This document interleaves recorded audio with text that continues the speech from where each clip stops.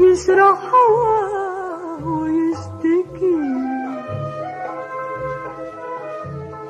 لا شو الحكي عند التلاقي سوا أهل الغوا عالهوى يتفهموا من غير حكي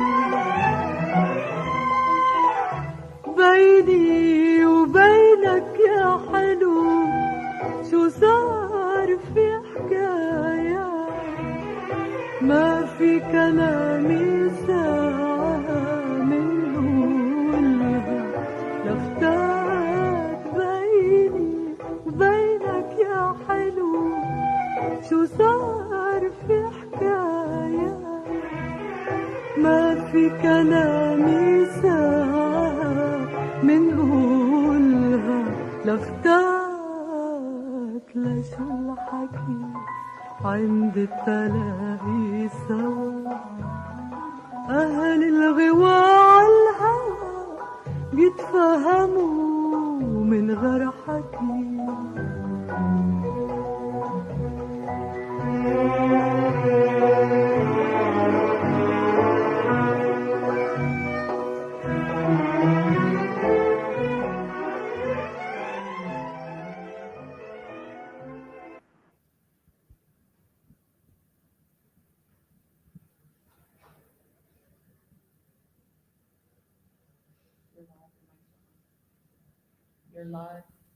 You're, you're watching a special broadcast hosted and produced by LAU students from the course Journalism 419 Media Law and Ethics.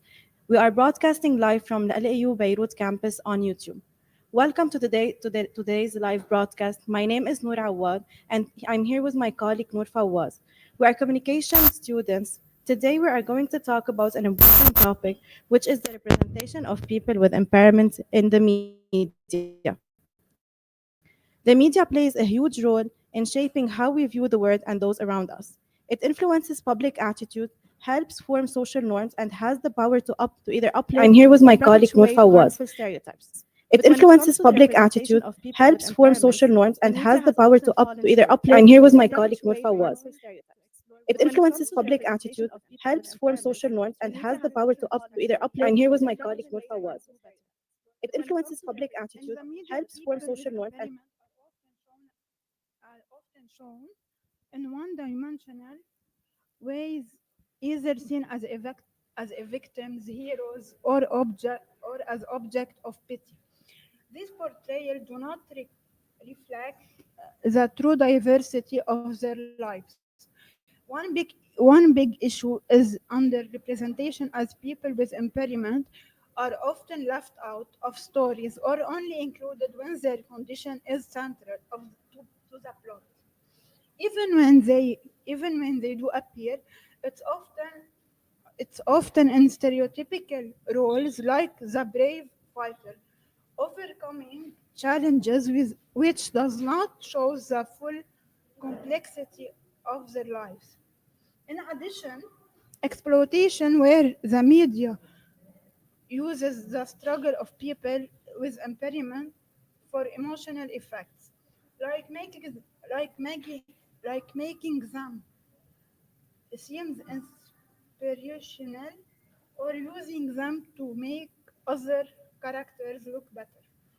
This overlook the fact that people with impairment are complete individuals with their own dreams and goals.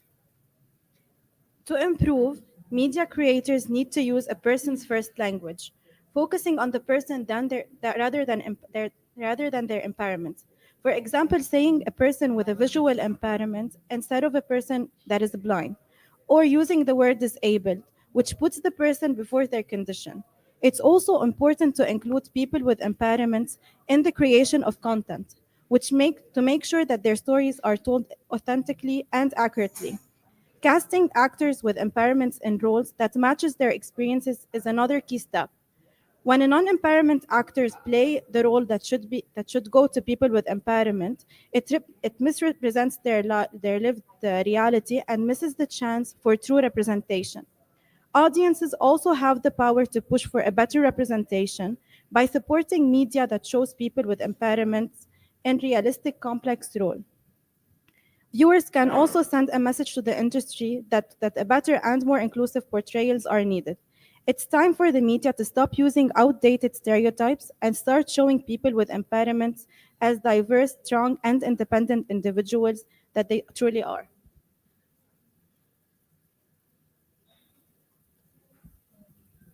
Wouldn't have to work hard to get good grades. I mean, you guys have it so easy, right? Okay, hello everyone. My name is Noor Fawaz, and this is my colleague Noor Awad. We are majoring in communication, and today we will be having an interview with Ms. Jana Itani regarding an important topic, which is the representation of disabled people in the media. We will be asking Ms. Jana a few questions. Hello, Ms. Jana. Hello, Noor. Okay. What are the significant challenges that impairment individuals face in media representation, and how can journalists or content creators better ensure that the portrayals are respectful and inclusive? That's an interesting topic. When it comes to people with impairment, media representation is not fair. It's not a first person representation. Um, what happens is that in most media productions, the actors who play impairment individuals are actually not people with impairments. So that's a lack of first person representation. There's also the reproduction of existing ideologies and stereotypes against people with impairment. So once again, the media landscape is not the best currently, especially mainstream media, to portray people who have all sorts of impairments. I could add a few statistics about that. So I'm going to quote Ginsburg 2016 in this article. The representation, the first person representation of people with impairment is mainly available on social media platforms or participatory media. Production about people with impairment is played by impaired individuals. What role do you think impairment individuals should play in the creation and production of media, and how can their involvement lead to more authentic representation? Look at the role, we could look at people with impairment who represent themselves in participatory forms of media. The positive examples, such as blogging their days, blogging and sharing what it's like to be an impaired individual, raising awareness about each and every case, combating the existing stereotypes, providing an alternative image, alternative view. Ms. Jana, can you tell us how can the media avoid perpetuating stereotypes and about the impairment people, and what steps can be taken to showcase their diverse experience and identity? These are two questions. So how media could avoid perpetuating stereotypes?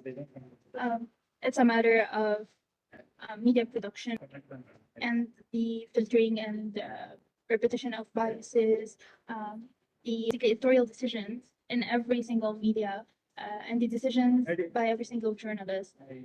Because media could play three roles when it comes to stereotypes. It either reinforces existing stereotypes, it either creates new stereotypes, or it could transform negative ones into positive ones. So this is a matter of how the media is produced. And when it comes to the steps to showcase diverse experiences and identities, then we do have the privilege of using participatory media and the privilege of having alternative media. And that's not only internationally, it's also locally and regionally. Alternative media that do showcase diverse or alternative views of that defy the existing stereotypes regarding people with impairments. Thank you, Ms. Jana, for being with us today and sharing your insights on how people with impairments are represented in media today. Your thoughts have highlighted the challenges that the community, how community are representing impairment people in media. We hope that today's discussion encourages more thoughtful and inclusive media creation in the future. Representation in media shapes how we see the world and ourselves. It's time to move beyond stereotypes and show authentic, empowering stories that reflect the true diversity of abilities and experiences. Okay.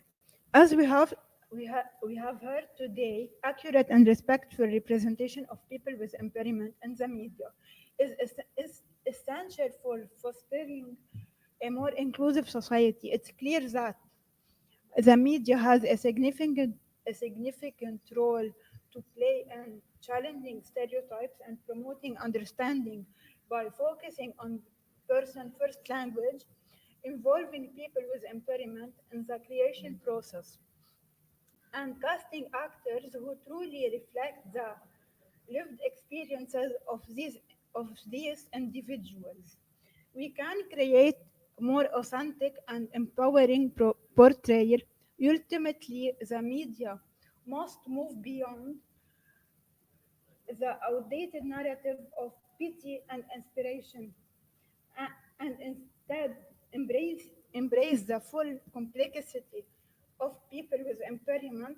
The more diverse and accurate these portrayals are, the better we can build a world where everyone's story is heard and valued. Thank you for joining us in this important conversation.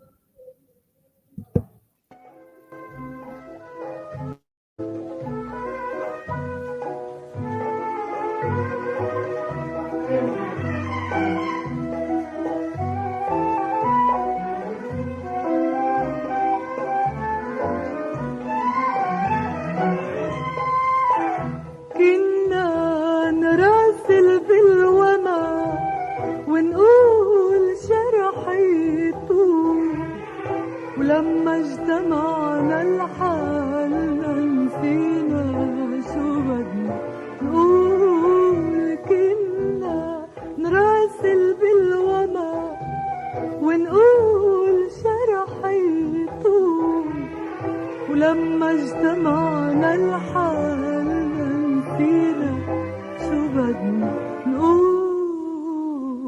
لشو الحكي طالع علينا قمر، خلي النظر للنظر يشرح هواه ويشتكي.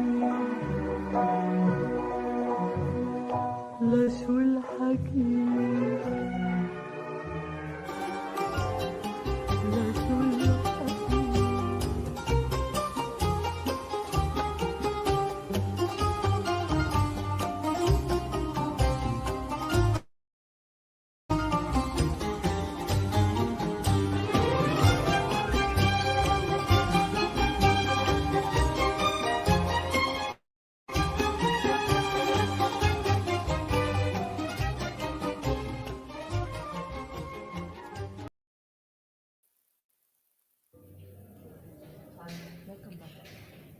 Welcome back. You are watching a special broadcast hosted and produced by LU students from the course Journalism 419 Media Law and Ethics. We are broadcasting live from LU Beirut campus on YouTube.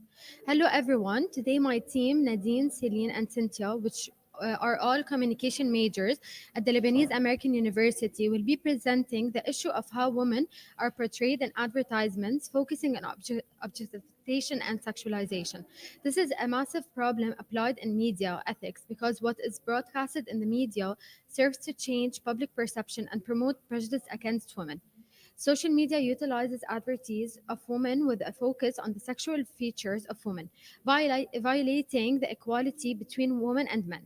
It influences the representation in media as well as body image and makes consumers accept the objectification of women as the norm. These representations are significant in raising ethical concerns relative to media advertisement producers and other content providers toward changing the narrative of negative representations.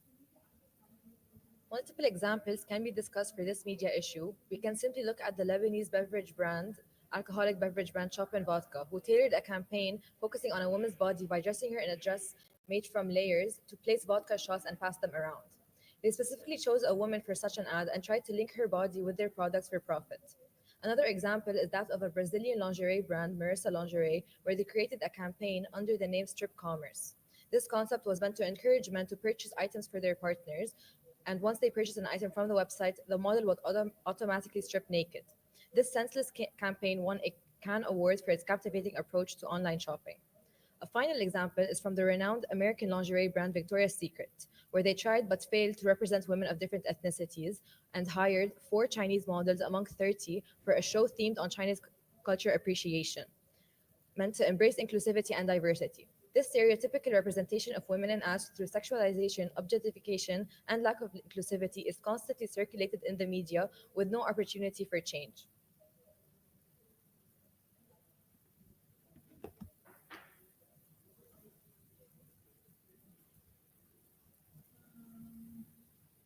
Students as well as an instructor who is also ads have an influence on how women are viewed and portrayed. Usually, ads portray harmful stereotypes and unrealistic beauty standards.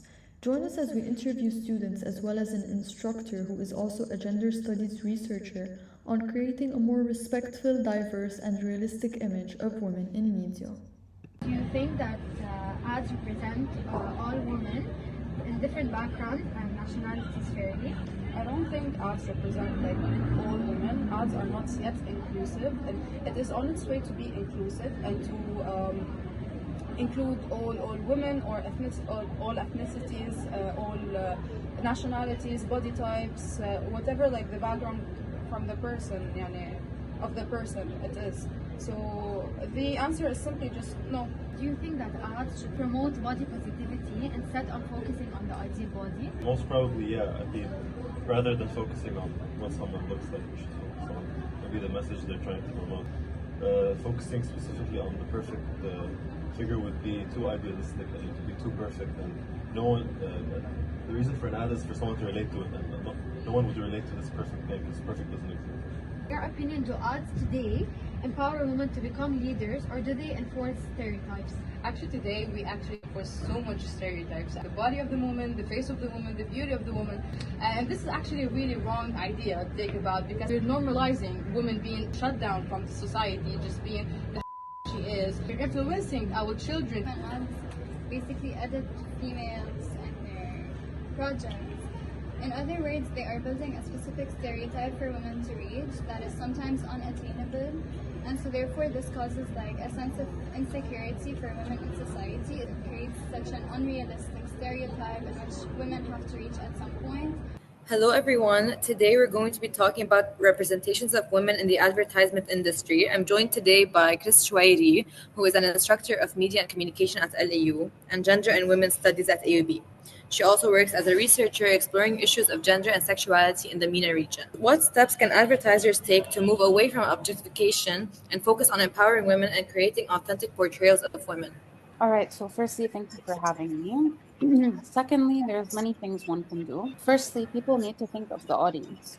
So selling objectification isn't really working as much as it used to because women are increasingly aware of how the idea of, let's say, sex appeal has been used. We need to move away from this because simply it's not working.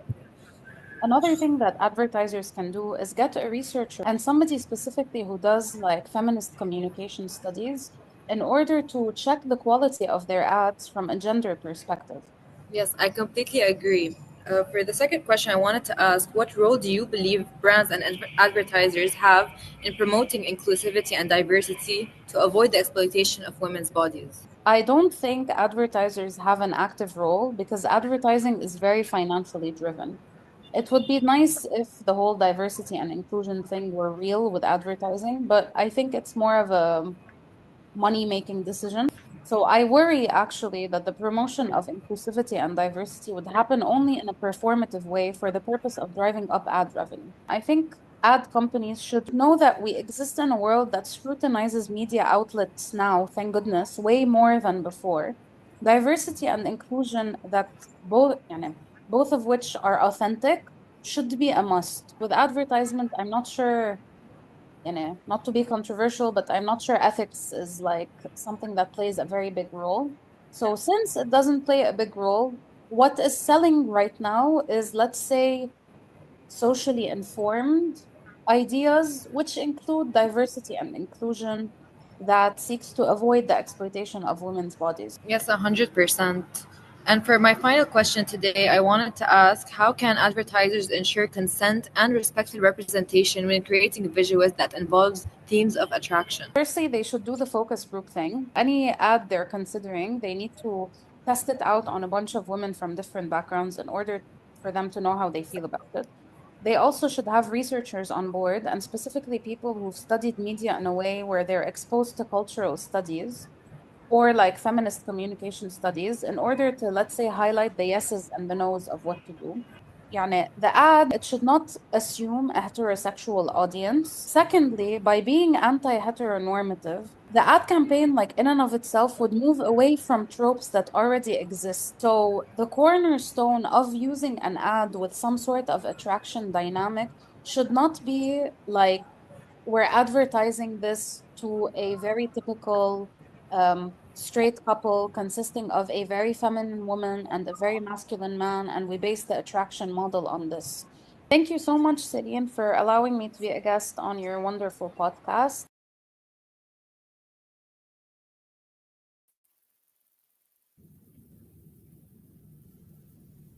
Today, our segment talked about an important issue in media, the portrayal of women in advertisements.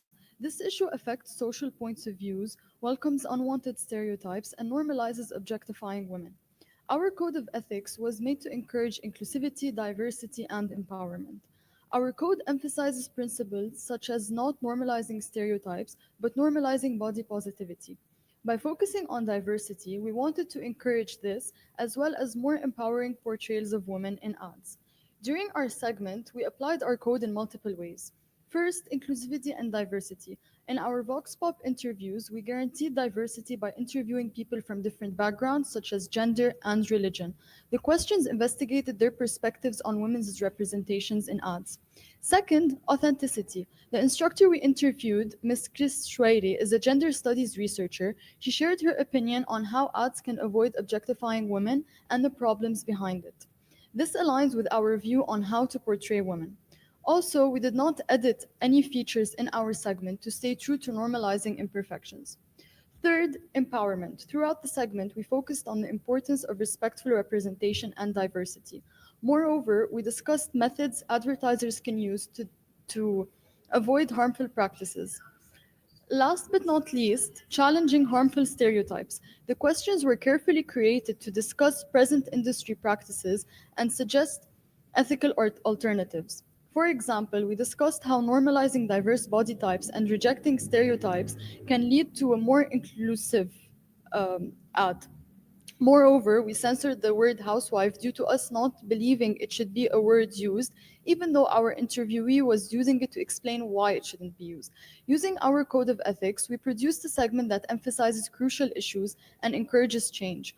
Through diversity and ethical practices, we hope to be a part of a respectful and diverse way of portraying women. Thank you for joining us and raising awareness on this important media issue.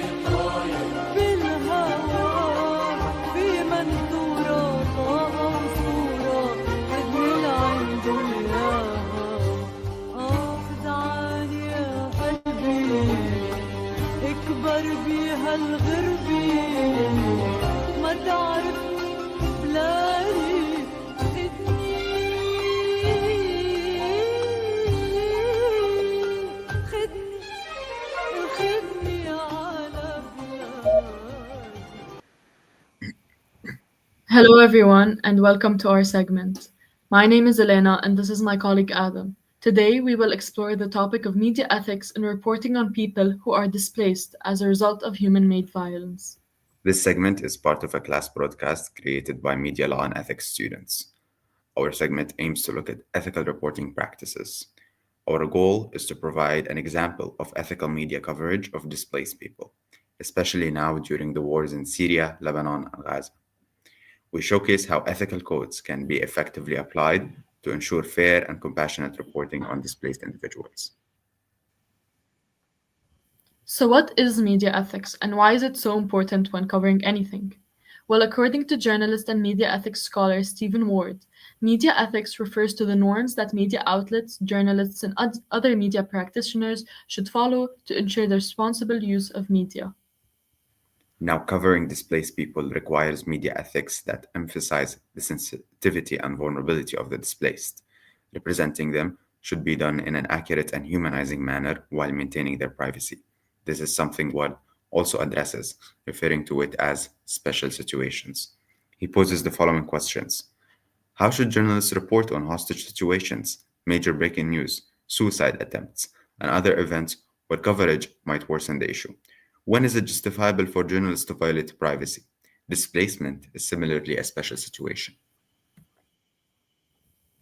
Psychologist Kate McMahon and journalist Matthew Ricketson have expanded on Ward's definition of media ethics. They argue that a trauma-informed approach should also apply to trauma reporting, ensuring that the trauma experienced by victims is acknowledged and respected.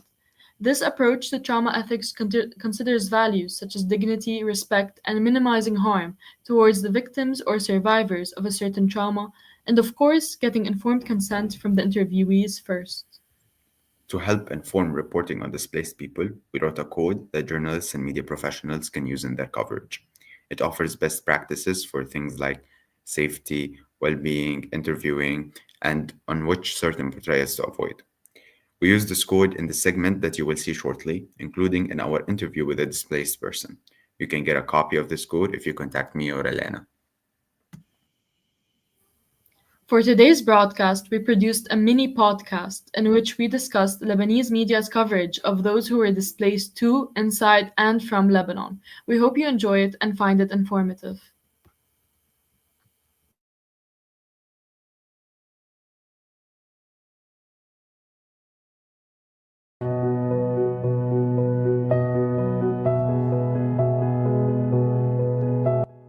You are listening to the Adam and Elena podcast, a discussion hub for everything media ethics.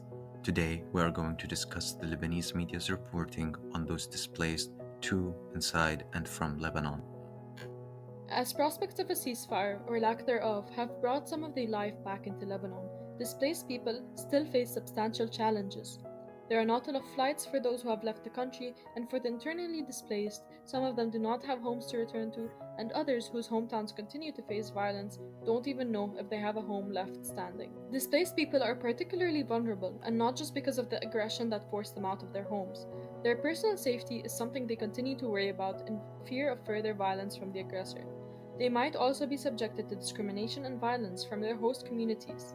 This presents an issue when it comes to discourses around displaced people, and journalists are presented with an opportunity to employ best practices. Unfortunately, Lebanese journalists have not done so in recent times. In fact, there isn't a shortage of examples when it comes to ethical problems in Lebanese media's portrayals of the displaced. Take MTV, a mainstream media outlet in Lebanon.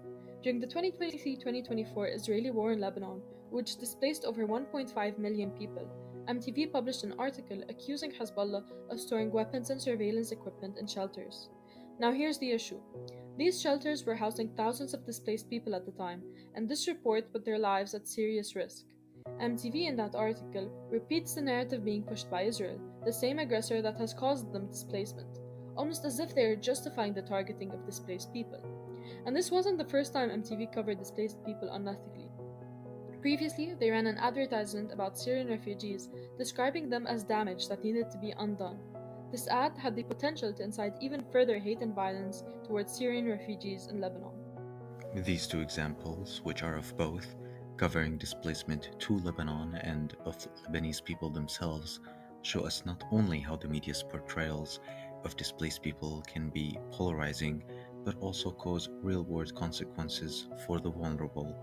This connects directly to what Stephen Ward called moral globalism, elaborating that media outlets, with their wide reach, should have the responsibility to consider the potential impact on vulnerable groups when reporting.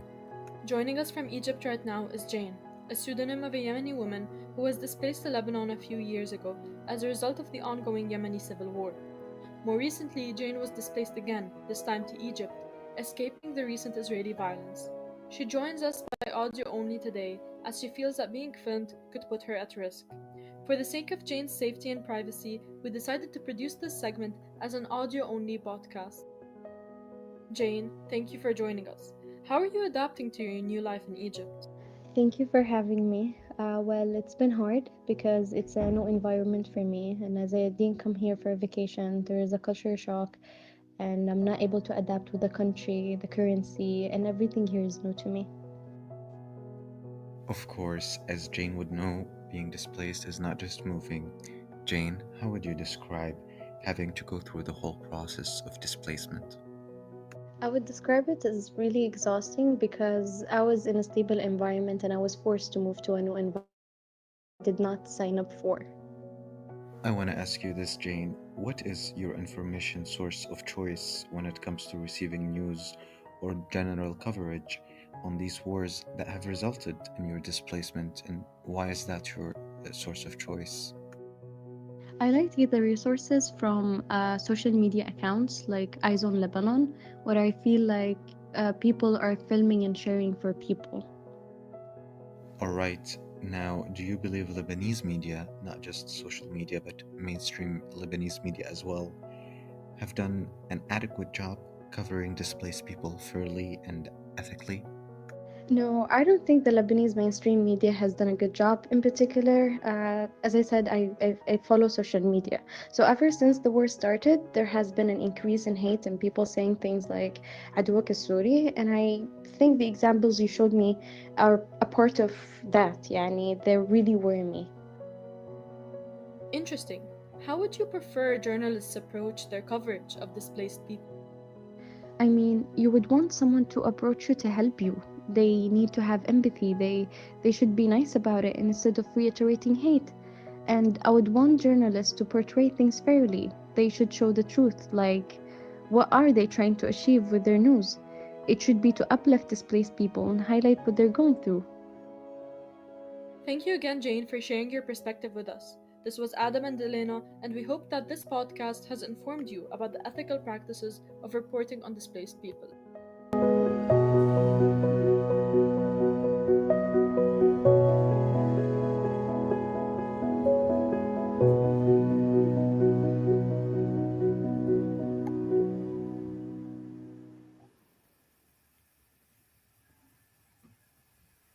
Thank you everyone for listening to our segment.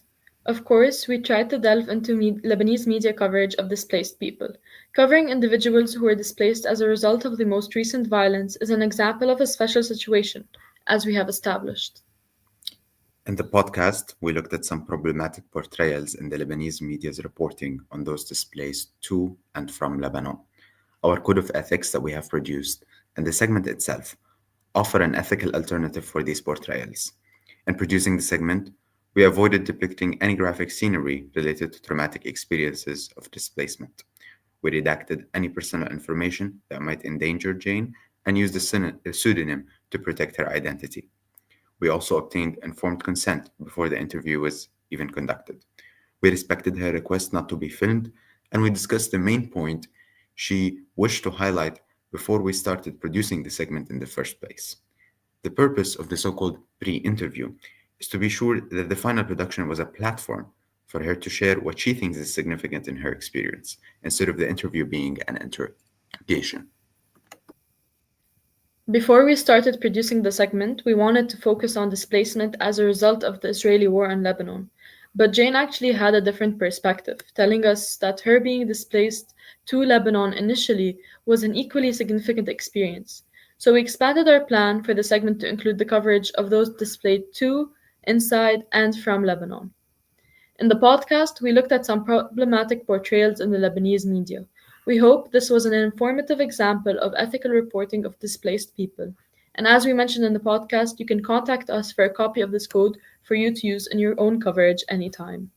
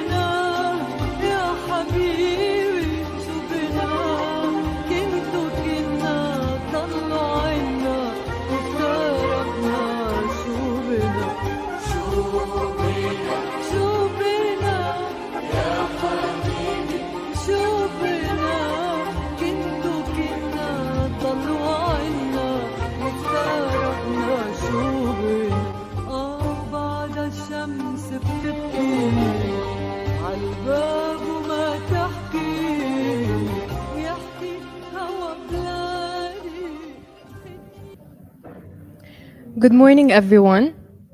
I'm Clara Hamami. Here are my colleagues Rawad Berbere and Aya Rabat online, and we are communication students. We will be exploring today a crucial topic in the field of media law and ethics: biased and sensationalized war reporting. War reporting plays a pivotal role in shaping public perception, and yet the line between objective reporting and sensationalism is often blurred. We've divided our video production into 3 parts to offer a well-rounded look at this issue. In the first part of our video, we had the privilege of speaking with Jacinthe Antar. She's a 24-year-old Lebanese journalist who covered the recent war in Lebanon. We asked Jacinthe about the ethical challenges that she faced in the field, particularly when it comes to maintaining objectivity and avoiding sensationalism while reporting under such intense and emotionally charged conditions.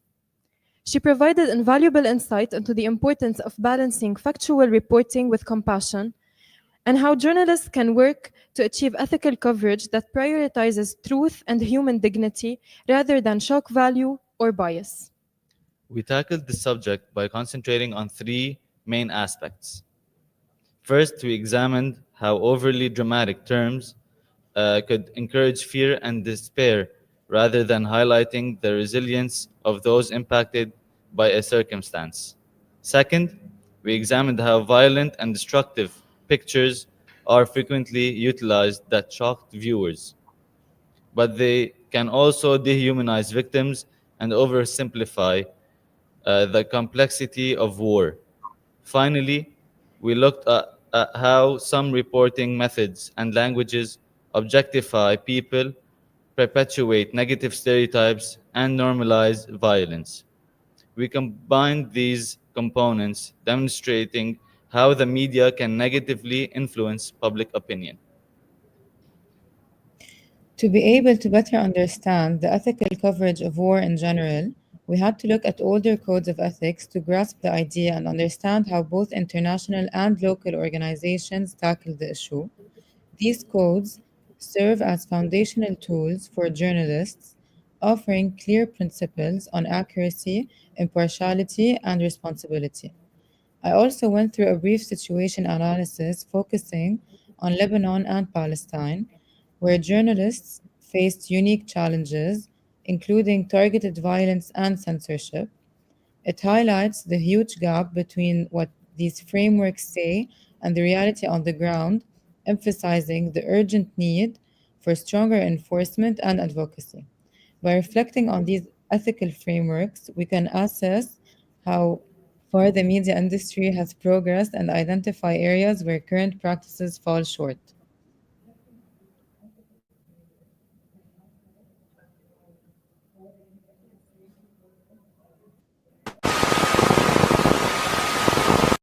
اسمي جسانت عنتر وأنا صحفية لبنانية وبالتحديد نيوز ريبورتر بتلفزيون جديد.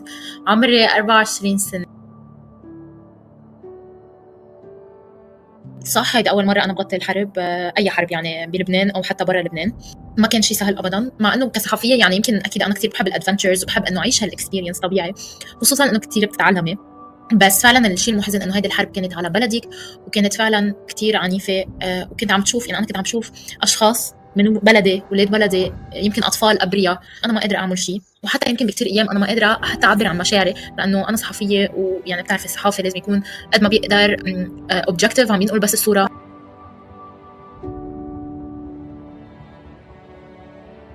يمكن اصعب شيء كان بهيدا التغطيه انه انا بدي افصل مشاعري، بدي افصل افكاري عن دوري او عن شغلي حتى.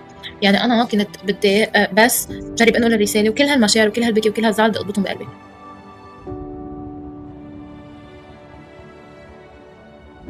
يعني شيء كتير صعب انه انت تقدري تضبطي الانفايرمنت كله اللي حواليك، لانه نحن كنا بحاله حرب، وبس يكون في حرب يعني في فوضى. يعني ايام بده يقطع معك مشاهد يمكن كتير سيئه وبلا قصدك.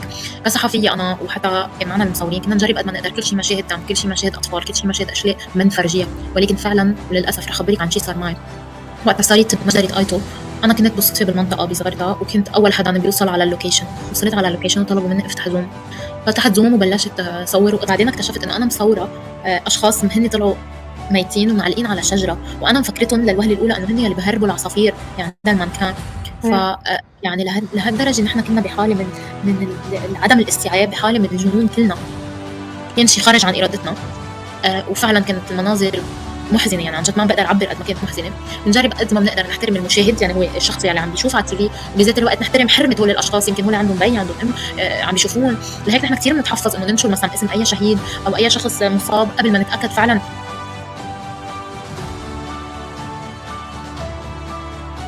القناة خصوصا بلبنان عندها سياستها الخاصة وعندها رأيها، وإلى حد ما بتتبع أجندة معينة. بس أنا اللي في يقولوا إنه بالجديد نحن أنا بعتبر إنه هي القناة الأكثر يعني حيادية، لأنه إلى حد ما أنا ولا نهار قالوا لي فيك تعملي مقابلة مع هيدا أو ما فيك تعملي مقابلة مع هيدا، أو إنه مثلا هذا الشيء ممنوع أو هذا الشيء مسموح، لا بتلاقي في كتير تنوع يعني. بس بالجديد في عندهم مثل خط معين ماشيين فيه من زمان، مش بس من هلا، من 2006 وحتى من قبل 2006، انه هن مع فكره المقاومه، مقاومه بلبنان وحتى بغير دول ضد الانظمه او حتى ضد اي شيء ظالم اذا فينا نقول.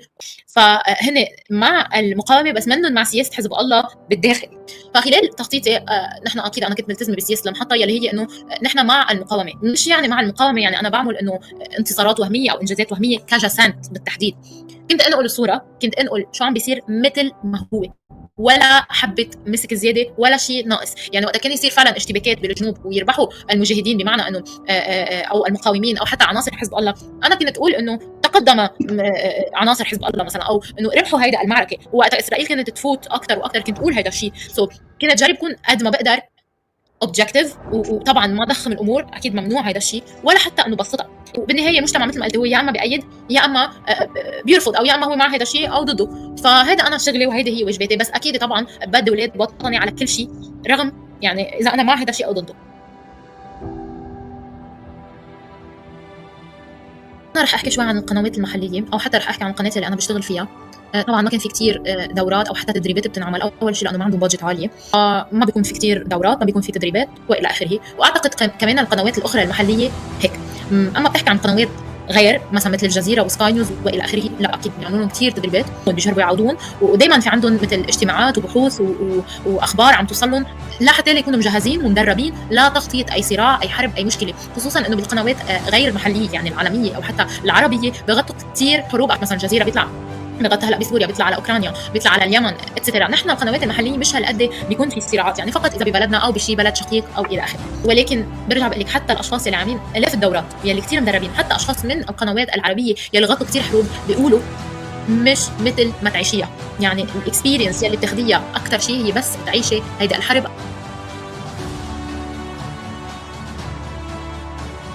تكون كثير صريحه معك، يعني انا كمان مثلا قانون الاعلام والى اخره اخذت كورس بالجامعه، وتعلمت يعني منه كثير قصص، وبعد في شويه قصص بقيت براسي، ولكن اغلبيه القصص ماني مركزه عليها وماني منتبهت لها. يمكن بعرف الاثكس يلي انا دائما بيكونوا موجودين براسي، بمعنى انه مثل ما قلت لك مثلا ما نفرجي قصص حساسه، ما نخدش مشاعر المواطنين، اذا كنا بمنطقه يمكن شوي حساسه، نعرف كيف نتعاطى مع الاخر، اكيد ما يكون في مسبات على الهواء، ما يكون في تعابير بتهين الاخر، ما يكون في ديسكريميشن بحديثنا. لكن فعليا انه ماسكين القانون وعم نمشي عليه، لا. وفعلا مثل ما قلت بنفتقد لهيدي الثقافه ببلدنا خصوصا بلبنان. بتاسف انه يمكن نحن ما كثير عندنا ادراك لقانوننا يلي هو بيحمي الصحفيين من الاخرين، وايضا بيحمي المجتمع كله ككل، بذات الوقت بخليك تعرفي شو هن حقوقك وشو هن واجباتك. فيمكن لازم يكون عندنا توعيه من قبل الوسائل الاعلام او حتى من قبل وزاره الاعلام، مع انه وزاره الاعلام فعلا عم بتقوم بكثير دور مهم بهيدي الفتره، ويعني فعلا وزير الاعلام دائما مواكبنا. يعني انا بتذكر صار معي حادثه بدقيقه اتصل فيي دغري. يمكن لازم يكون في اضاءه اكثر على هذا القانون، هيك الواحد بيعرف حقوقه، بيعرف واجباته، بيقدر يحمي حاله من الاخر، وايضا بيقدر انه يكون عم يحترم الاخر وما يهينه.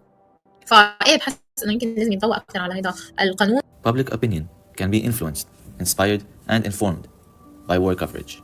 However, such power has the potential to distort truth when sensationalism takes over.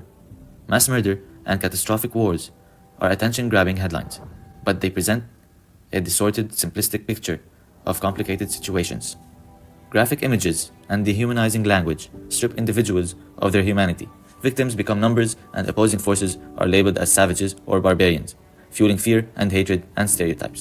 In today's digital age, the rapid spread of misinformation escalates tension and divides societies. Sensationalized war reporting doesn't just mislead, it can perpetuate violence and undermine peace efforts. Journalists play a crucial role during wars, delivering truth amidst chaos. However, their safety and integrity are increasingly under threat, despite existing international laws designed to protect them.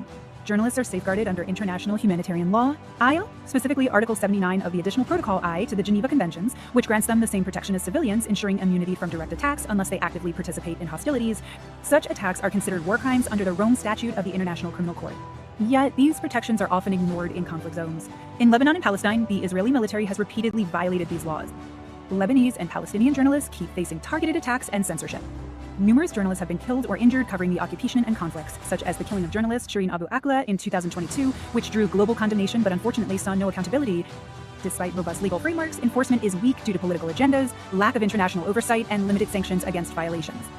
Governments often exploit loopholes or rely on insufficient evidence to escape accountability, but this could change, and we need to be the ones to advocate for this change. We can advocate to impose sanctions on states and entities responsible for violating journalists' rights, pressuring them to adhere to IIL, empower international organizations to document and report violations transparently, ensuring global attention and accountability, require military personnel and governments to undergo training on respecting journalists' rights under IIL to reduce ignorance and deliberate violations. Protecting journalists is not just about their safety, it is about preserving the public's right to know the truth.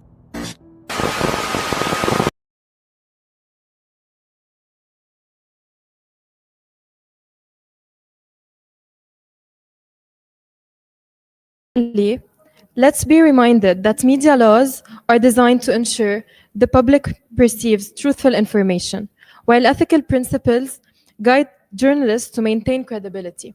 Therefore, as media workers, we must strive to uphold the highest ethical standards. And as consumers of news, we have a responsibility to critically evaluate the information presented to us. We hope this segment has provided you with a deeper understanding of the complexities surrounding war coverage, media law, and ethical reporting. Thank you for joining us.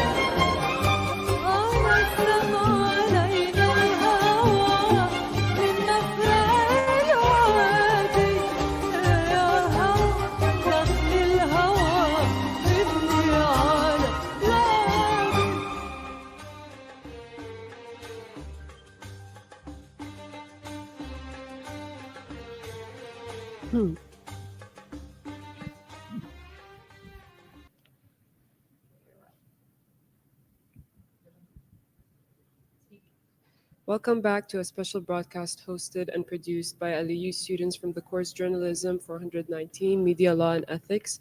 We are broadcasting live from LEU Beirut campus on YouTube. Good morning, everyone. It's Ruba Sfail and Aya Ramal majoring in TV and film, and today we are going to shed light on the purpose of journalism as a way to safeguard and educate. By following moral guidelines, we make sure that reporting benefits the public without threatening public safety. During the recent conflicts in Lebanon, real-time updates showed places that had been bombarded, thereby assisting Zionist groups in determining their targets. Media repression during Gaza crisis and Israel prevented the public from seeing the whole picture. These instances demonstrate the necessity of an ethical framework to strike a balance between public safety and truthful reporting.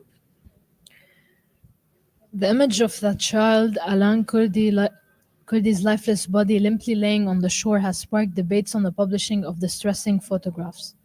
Multiple frames of the scene, including ones where a policeman is cradling the child, have prompted global reactions and dilemmas around the ethics of photography of graphic events. Whether such images violate the dignity of the subjects or are crucial tools in raising awareness about global tragedies. Nevertheless, the genocide in Gaza, which has been occurring for the past year, posed even more extreme cases where graphic photography is an everyday news on social media and TV. This has caused waves of compassion fatigue on one end and a tool for the Israeli entity to demystify the truths and gain control of the public through the tool of shadow banning. This calls for guidelines that regulate the publishing of graphic content as discussed in our Code of Ethics. In the upcoming segment, I will discuss several examples of this problem. Now, as for the relevant codes, there are several guidelines mentioned in the Global Ethics Handbook which emphasize on the need to regulate graphic media publishing. For instance, in Chapter 34, titled Reporting Disasters and Traumatic Events, a set of principles are offered, particularly on the responsibilities that journalists bear towards the integrity of the documented victims. Firstly, ensuring the transparency and accountability through the compassion and accuracy in dates and time over each photograph. Second, ensuring the mutuality by allowing the subject to review personal documented trauma and compromising between the subject's individual needs with the public's right to know. As for interviews, promoting choice by allowing subjects to choose how they would prefer to be interviewed, for how long, given the freedom to leave at any moment. On the other hand, in Chapter 58, there are additional critical guidelines that address and regulate bias in audiovisual media. It emphasizes on the importance of avoiding prejudice, fostering inclusivity, and ensuring ethical practice in the creation and presentation of the content. Based on the principles outlined in reporting disasters and traumatic events in Chapter 34, and the following code of ethics is proposed and will be used in our segment. The segment will avoid photographs and images that reveal victims' bodies and faces, like it will aim to obtain consent where possible from any character presented in the photograph, especially in high sensitive content. The photographs presented include specific and accurate captions and illustrations to avoid false narratives. No picture will be cropped or edited that could mislead individuals from the reality of the event. And before revealing any photograph, the psychological and emotional consequences on the audience are considered in order to avoid needless content that does not enhance the public understanding. The segment will also reveal the strategies used to capture the photographs and make sure they are done in an ethical way by checking public concerns when publishing sensitive visuals. Before revealing any photograph, we will make sure it contributes to the audience's understanding and not just based on sensationalism. In private or personal situations, go on the safer side of caution. So the aim of this code is to guide photographers in the ethical terms of war by fostering responsibility, public trust, awareness, and respect without delving into sensationalism and exploitation for viewers' numbers only. So up next, we dive into the latest code of ethics, uncovering how it impacts both the audience and journalism as a whole.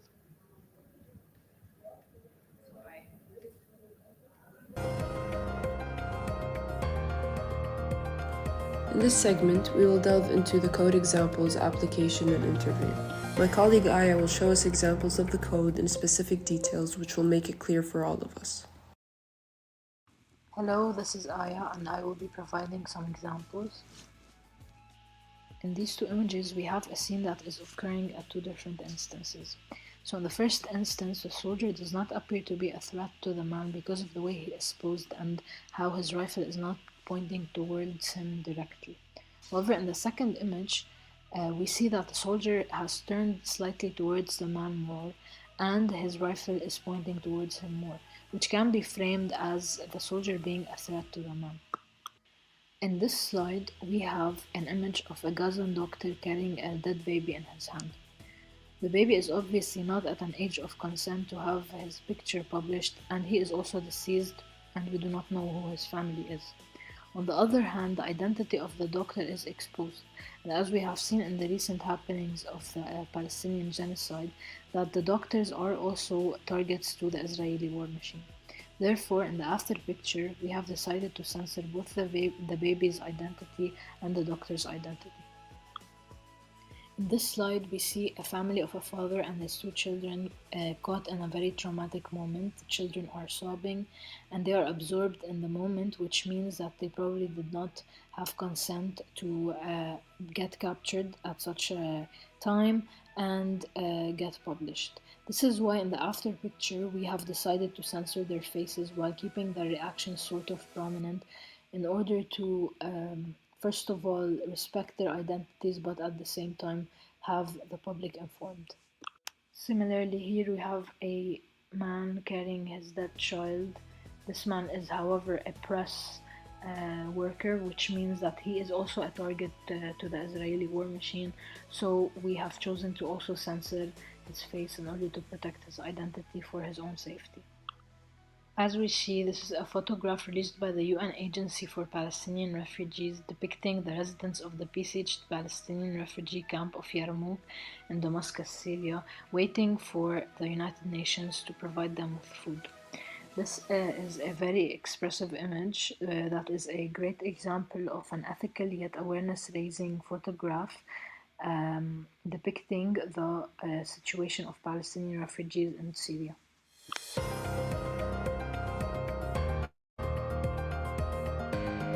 So my name is Omar Psat. I'm a filmmaker and a photographer, and during the war, I worked as a contributor for an adult agency as a photojournalist and video journalist, and a video reporter for Beirut Today. How do you decide whether to photograph sensitive moments such as mourning families or injured children while ensuring respect for the dignity of the individuals involved? As a photojournalist, sometimes you're allowed to intervene and to take images in like a private scene, like people mourning their loved ones and so on. But you need to take into consideration that you can't just stay there for 5 minutes taking an image. You should act fast. You shouldn't be so close to your subject because now you're part of the scene and you're affecting it in some way. So you need to be a little bit far. You can, use different techniques, like you use like a zoom lens and you stand a little bit far and you take an image. Okay. But you cannot as well go like into a private space, like into someone's home and just start taking images without consent. But when you're in a public space, you cannot just keep asking people, can I take an image? You take an image and you just don't affect anyone. There's someone who helps you decide if a photo is okay to publish. Usually the photojournalist takes sensitive images. The agency will buy the sensitive images, but the publisher will decide how to go with these images. But as a photographer, you just try to avoid close-ups because they don't add anything to story. Like there's nothing important about to zoom in on someone's that body part, like their hand or their face, so you always use wide lenses and just to give a sense of the broader scene, of the broader story. Have you ever faced pressure from the media outlet that you are working for to prioritize certain impactful images over like your ethical concerns? Usually you don't face these challenges because you choose the images. you know, you take these images, full responsibility, and you send the images that you want to send, because at the end of the day, they will have my name on these images. What happens usually is that you don't have control over these images, because if they sell them to a third party, and this third party will use them, they can crop the image, especially now with social media, they have this 1 by 1. So on Instagram, the image is cropped, and when you crop an image, you lose some of the context in this image. The code of ethics that we're taught, and it's very essential for us, like, not to crop an image, not to alter the image so much and modify it. Thank you so much for taking the time to speak with us today. And I also want to thank you for the important work that you do in documenting these difficult moments. And we wish you safety and strength in all your future endeavors.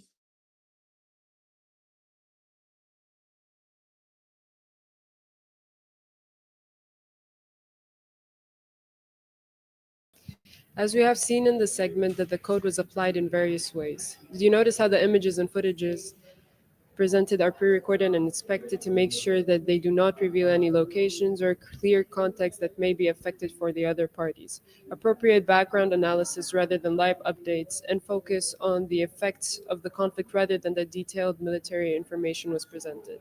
After receiving his consent, the interviewee, Omar Ibsat, wants to mention his name but without showing his face. So as you have seen, sensitive information is not presented while still revealing realities of the war. Thus, this all-encompassing strategy complies with international ethical norms, guaranteeing that wartime reporting is responsible and instructive. The purpose of journalism is to safeguard and educate. By following moral guidelines, we make sure that the reporting benefits the public without threatening public safety. Transparency must be our goal as journalists without sacrificing security. Respecting an ethical code guarantees that we may responsibly educate and safeguard our communities. So let us make ethical journalism our mission. Thank you.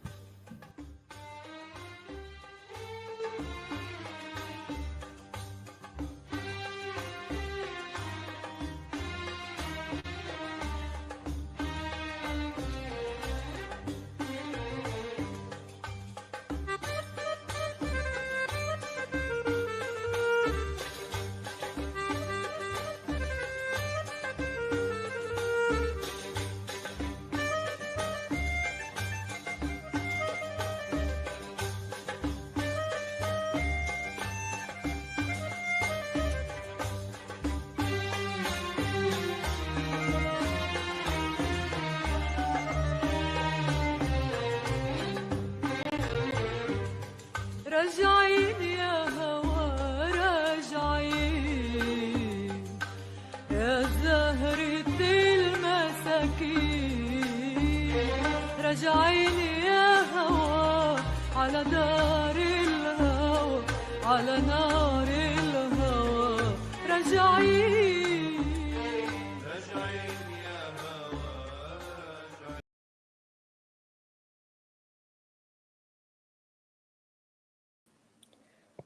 Welcome back to our special broadcast produced by Rawan Harim, Catherine Brady, and Wara Al Sadio.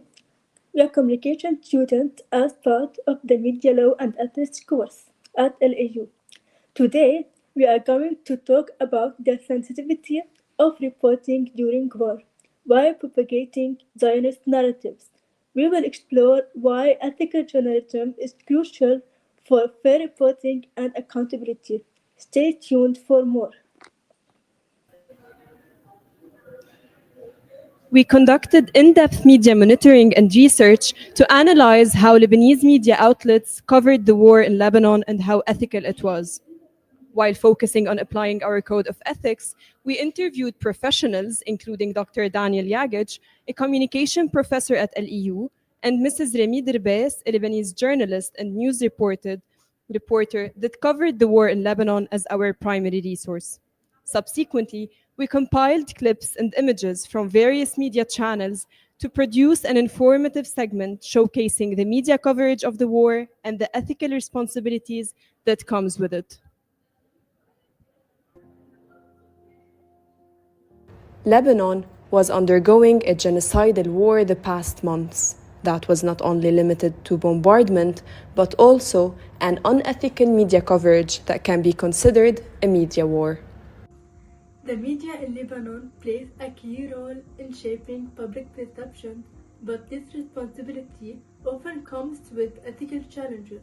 Recently, concerns have grown over the propagation of Zionist narratives in some Lebanese media reports, resulting in biased and misleading coverage. Political and sectarian pressures, as well as lack of adherence to ethical standards, have contributed to this issue. Such reporting not only spreads misinformation but also harms vulnerable groups like displaced population and reduces trust in journalism. Addressing these challenges requires a commitment to accurate, fair, and independent reporting that prioritizes public accountability and combats the harmful effects of biased narratives. The interview with Dr. Yagij, a media expert, provides significant input on the responsibility that comes with reporting during wars. So, whereas Lebanon, of course, has a pluralistic media system, we did witness, especially in the past weeks, but not only, to some extent, outright pro-Zionist content in some commercial and private media at a time when the Israeli regime had launched and intensified its genocidal war against Lebanon. There is, of course, a question of ethics in addition to legal questions, because we need to remember that Lebanon is in a state of war and has been so since 1948 with the so-called State of Israel. But of course, journalism should never harm, especially not those who are displaced and who are directly targeted by a war as it is ongoing. So adhering to the security and safety of the civilians, of the population who are the primary target of the Israeli attack against the civilian infrastructure should definitely be prioritized. And cases that we've seen where enemy narratives are being propagated as Lebanese narratives should of course be avoided, because they not only harm the displaced, but also further perpetuate the enemy narrative as part of this imperialist war that Lebanon had been witnessing not only since October 7, but long before. While being on field comes with more challenges and ethical concerns, as Mrs. Remy Derbes, a Lebanese journalist, highlights. سيادة المؤسسات اللبنانية كمان كنا عم نشوف هيدي النقطة تحديدا اللي هي السرعة بنقل الخبر، لدرجة انه مرات مش بس وسائل اعلامية تلفزيونات، عم بحكي تلفزيونات حتى غير شيء، لدرجة مرات انه بينحط الخبر لينحط من دون التدقيق فيه وبيطلع غلط، بس ما بيكون في محاسبة. يعني يمكن بهيدا الوقت بوقت الحرب هو أسوأ شيء إنه نكون عم نحط معلومات غلط ومش دقيقة بس لحتى نعطي كونتنت للعالم ونشغل العالم. ونحن بنعرف إنه بهيدا الحرب اللي صارت كان أسوأ شيء هو المعلومات المغلوطة، كمية المعلومات المغلوطة اللي كانت عم تنزل عبر وسائل التواصل الاجتماعي. هيدا المعلومات كانت عم تضيع العالم، عم تفوت العالم بالحيط، بكفي إنه معلومات منا دقيقة. Reporting during wars is not about sharing facts, it's about doing it responsibly and ethically. Our goal is to inform without causing harm or spreading stereotypes and ensuring truth and accountability that guide everything we do. This approach is currently important and needed following the recent meeting by the Ministry of Information that highlighted the urgent need of ethical reporting in these challenging times.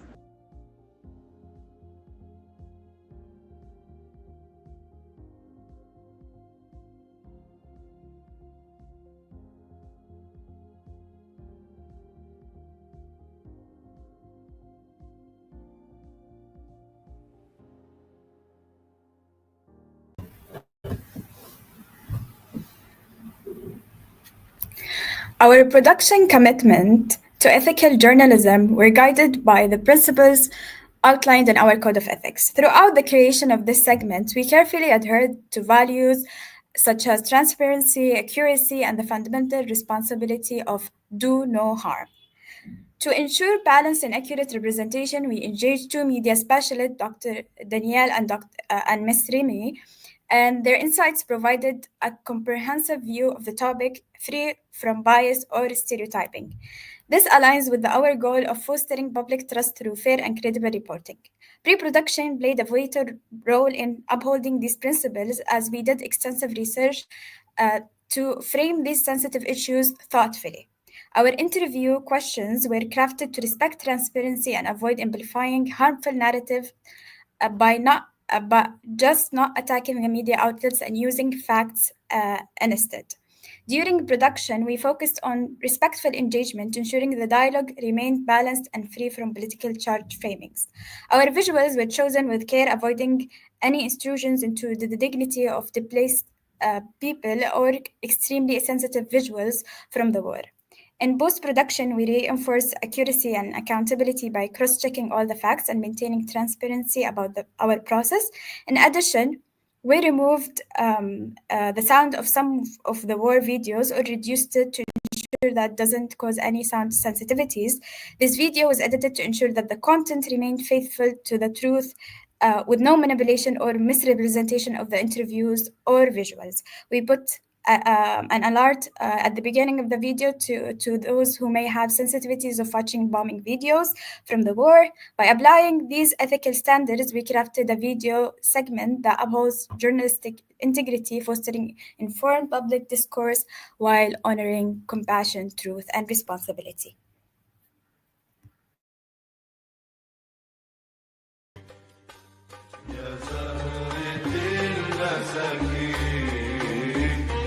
راجعين يا هوا على نار الهوى على نار الهوى راجعين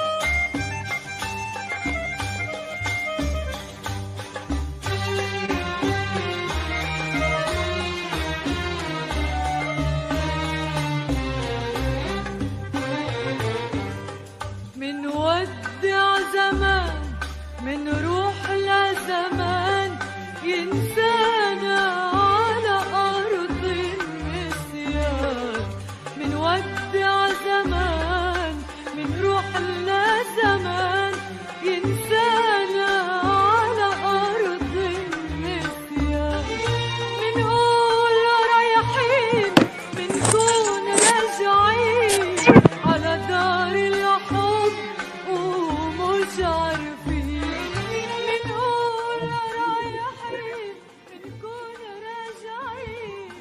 Okay, so we're going to put Feiruz in the background for a second, and we're going to talk about this course, Media Law and Ethics, okay? And Aya, why are you cut off here? You need to lean in closer to Noor. There you go, there you go. No chopped off bodies, no chopped off bodies. Okay, so tell me, anyone online and in person, did you learn through this assignment how to identify ethical problems in media? Give me an example. Quick, no time wasted.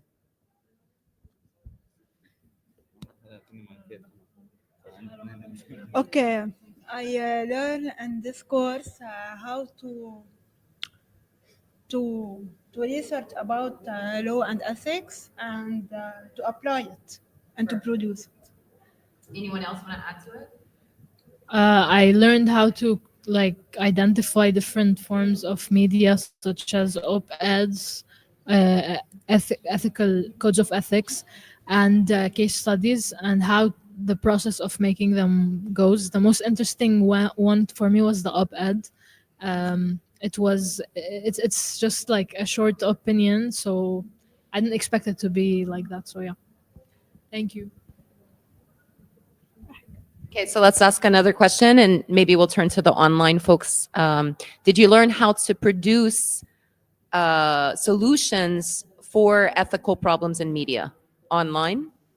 Yeah, I think through the code of ethics that we had to write ourselves, I think we were able to kind of structure a solution by looking at the examples of ethical violations that we saw, and then using that to reapply them to a solution-based code of ethics was really interesting to kind of see and work on.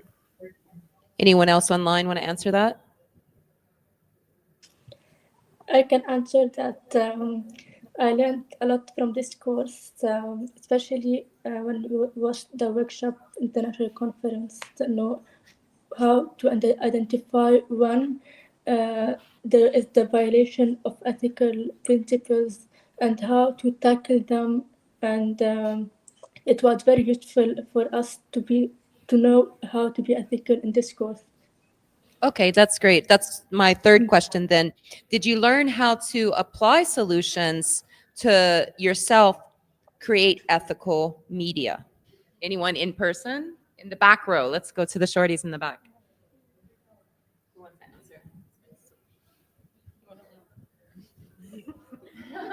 No!